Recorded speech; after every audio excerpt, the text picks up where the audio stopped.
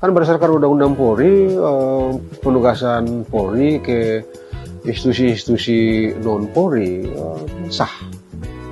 Sampai dengan saat ini, pasal atau aturan yang menjadi dasar penempatan anggota Polri di luar Polri kan tidak dinyatakan konstitusional, dan karena itu maka secara konstitusi atau secara konstitusional itulah yang menjadi dasar bagi polisi dan atau pemerintah secara keseluruhan mengambil tindakan-tindakan, sebut saja misalnya menempatkan salah satu atau beberapa anggota Polri di luar institusi Polri.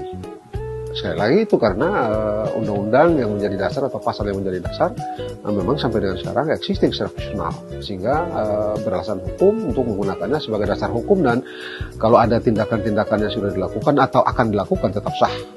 Dengan atau telah atau akan dilakukan di luar Polri, bagi saya sah.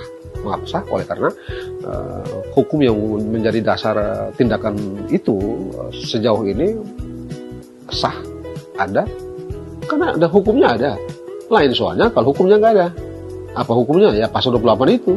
Sampai dengan saat ini sah, eksis secara konstitusional sah, dan karena sah dia menjadi dasar untuk Kapolri dan atau Presiden atau instansi lain melakukan tindakan-tindakan menggunakan pasal 28 itu. Misalnya ada instansi lain, katakanlah kementerian apalah begitu, yang menghendaki satu atau beberapa orang anggota Polri untuk menempati jabatan di kementerian itu misalnya. Mereka silakan mengajukannya ke Kapolri, dan tentu saja Kapolri mesti meminta pertimbangan sesuai dengan tatanan hukum administrasi kita, meminta pertimbangan kepada kementerian yang diberikan wewenang untuk itu.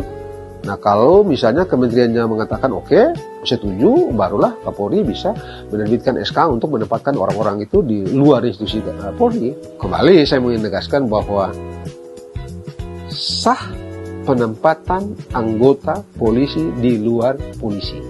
Mengapa sah? Karena ada undang-undang yang menjadi dasar itu sampai dengan saat ini sah berlaku. Di luar itu seluruhnya sah.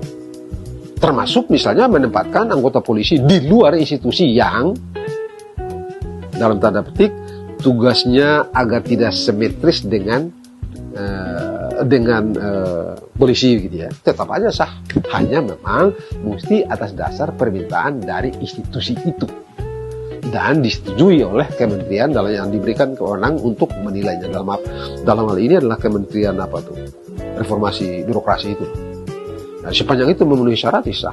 Karena itu menurut saya putusan Mahkamah Konstitusi yang baru diputuskan tadi itu tidak cukup fundamental mengubah tatanan tindakan-tindakan hukum berupa penempatan anggota kepolisian di luar kepolisian. Mengapa? Karena undang-undangnya yang menjadi dasar itu tidak berubah.